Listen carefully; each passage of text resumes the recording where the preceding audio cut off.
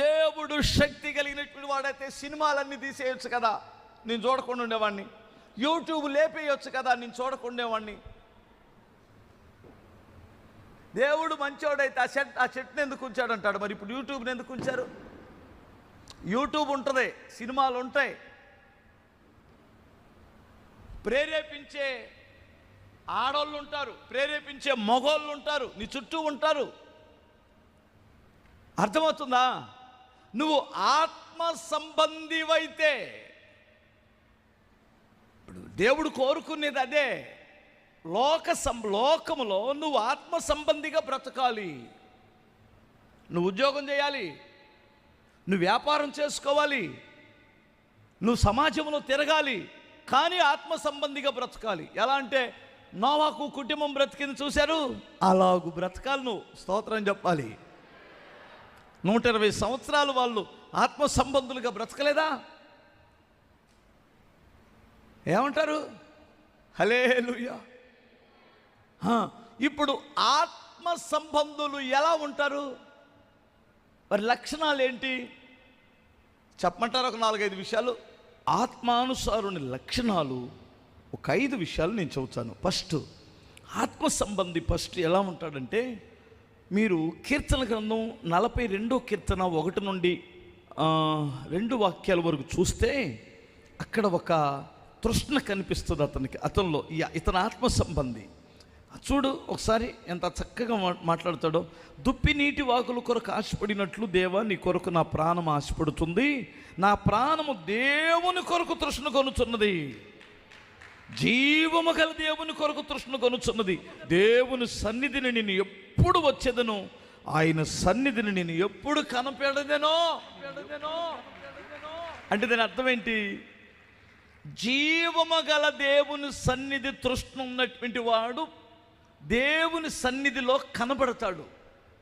ఆయన సన్నిధికి నేను ఎప్పుడు వెళ్ళాలి, ఎప్పుడెప్పుడు వెళ్ళాలి, ఎప్పుడెప్పుడు వెళ్ళాలి, ఎప్పుడెప్పుడు శనివారం వస్తుంది, ఎప్పుడెప్పుడు ఆదివారం వస్తుంది, ఎప్పుడెప్పుడు కూడికలు జరుగుతాయి, నేను ఎప్పుడు వెళ్ళాలని ఆశపడతాడు ఆత్మ సంబంధి. ఇప్పుడు చూడండి, మీరు కావాలంటే మందు తాగేటువంటి వాడు నేను ఎప్పుడెప్పుడు పని దిగాలి, ఎప్పుడెప్పుడు బార్ షాప్కి వెళ్ళాలి, ఎప్పుడు పని అయిపోయింది, ఎప్పుడు మందు తాగాలి, ఎప్పుడు పని అయిపోయింది, ఎప్పుడు తాగాలనుకుంటాడా లేదా? గుండు మందు తాగేవాడు అంతకుముందు ఏమనుకో, మాకే ఫీల్ అవ్వవు కదా. ఓకే, నేను చెప్పింది నిజమా కాదా? మాజీ కదా, నువ్వు మాజీ తాగుబోతు కదా, ప్రజెంటా? ఓకే, థ్యాంక్ యూ, దేవుడు నేను దీవించును గాక. హల్లెలూయా. అలాంటి వాళ్ళు మారిపోతుంటే ఏమంటే మంచివాడు అనుకున్నటువంటి వాడు సిగ్గు లేకుండా తిరగడం ఎంత బాధేస్తుందో. ఒక్క వారం కూడా ఏమ్మా చెప్పు, ఆయన మారాడు కదా, వారం వస్తున్నాడు చర్చికి, చూస్తున్నాను నేను. శనివారం వచ్చాడంటే రికార్డే, స్తోత్రం చెప్పాలి. ఇంకొక బ్యాచ్ ఉండాలి, మా వాళ్ళు చాలామంది ఉండాలి, మా మాజీ త్రాగుబోతులు చాలామంది ఉన్నారు.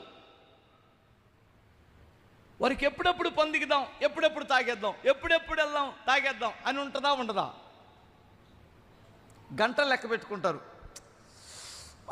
4 అయింది, ఇంక 5, ఇంకొక గంటలో వెళ్ళిపోతానులే అనుకుంటారా? అనుకోరా? నా చెప్పారు లేవయ్యా. హల్లెలూయా. ఓకే, చూడండి, దేనికి సంబంధించినటువంటి వాడు దాని విషయంలో గంటలు లెక్కేసుకుంటాడు. ఎందుకంటే దాని మీద తనకు తపన ఎక్కువ. అతడు శరీరాన్ని గురించి ఆలోచించేవాడు, దేవుని గురించి ఆలోచించేటువంటి వాడు ఇలాగే ఆలోచిస్తాడు. నా తండ్రి సన్నిధికి నేను ఎప్పుడు, నా దేవుని మందిరానికి నేను ఎప్పుడు వెళ్ళాలి, నేను ఎప్పుడు కనపడాలి నా దేవుని సన్నిధిలో, ఆయన కొరకు నా ప్రాణం తృష్ణ కొనుచున్నది, ఆశపడుతుంది. ఇలాంటి ఆశ నిన్ను ఉన్నత శిఖరాలలో ఉంచుతుంది. హల్లెలూయా. దేవా నేను ఎక్కలేనంత ఎత్తైన కొండకు నన్ను ఎక్కించన్నాడు. పాటలు రాశాడు దావీదు. ఆయన గురించిన ఆలోచనలే పాటలుగా మారిపోయినాయి. ఆయన గురించిన ఆశే ఆయన కీర్తనలు రాయించాడు. ఓ గొప్ప గొప్ప కార్యాలు జరిగించినాయి. ఆశపడి దేవుని మందిరాన్ని ఆశపడినటువంటి వాడే దేవుని మందిరం కొరకు స్థలాన్ని చూశాడు. దేవుని మందిరం కొరకు ఆశ ఉన్నవాడే ఆ మందిరము కొరకు 2 లక్షల మనుగుల బంగారం, 10 లక్షల మనుగుల ఎండిని, ఎలగల రాళ్లను, ఇత్తడిని, ఇనుమును సిద్ధపరిచాడు. అర్థమవుతుంది. ఆ మందిరాన్ని గురించిన ఆసక్తి కలిగినటువంటి వారు, ఆ ఆరాధన గురించి ఆసక్తి కలిగినటువంటి వారు ఎంతగా ఆశపడ్డారో. ఇక్కడ ఆత్మ సంబంధి 3 విషయాల్లో ఆశపడతాడు. ఏమిటో చెప్పనా? స్తోత్రం చెప్పగలరా? హల్లెలూయా. ఫస్ట్ ఆరాధించుటకు ఆశపడతాడు. వాక్యం, దేవుని వాక్యం వినడానికి ఆశపడతాడు. అర్థమవుతుందా? ప్రార్థించడానికి ఆశపడతాడు. హల్లెలూయా. దేవుని సన్నిధిలో మోకరించి దేవునితో మాట్లాడడానికి ఆశపడతాడు. ఇతడు ఆత్మ సంబంధి. ఈ ఆశ నీలో లేదా? ఈ ఆశ నీలో లేదా అంటే శరీరం నీ మీద డామినేట్ చేస్తుంది. నువ్వు ఆత్మ సంబంధివి కాదని నేను చెప్పడల్లా, శరీరం నీ మీద డామినేట్ చేస్తుంది. నిన్ను త్రాసులో తూచగా నువ్వు తక్కువగా కనిపించావు అంటాడు. చూసారా?